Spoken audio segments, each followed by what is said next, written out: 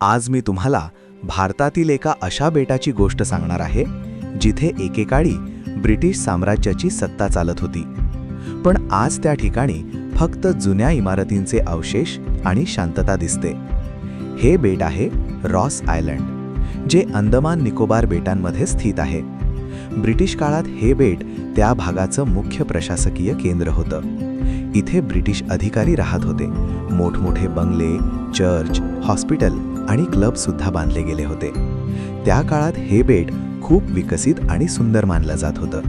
समुद्राच्या मधोमध असलेलं हे बेट म्हणजे जणू ब्रिटिश अधिकाऱ्यांसाठी एक छोटंसं शहरच होतं. पण 1941 साली एक मोठा भूकंप झाला. या भूकंपामुळे बेटावरील अनेक इमारतींचं मोठं नुकसान झालं.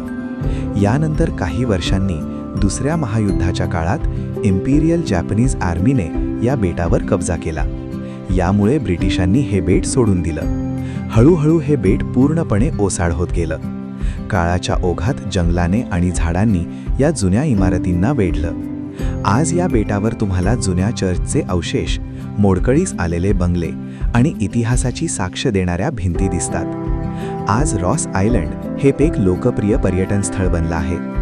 दरवर्षी हजारो पर्यटक इथे येतात आणि या इतिहासाला जवळून पाहतात.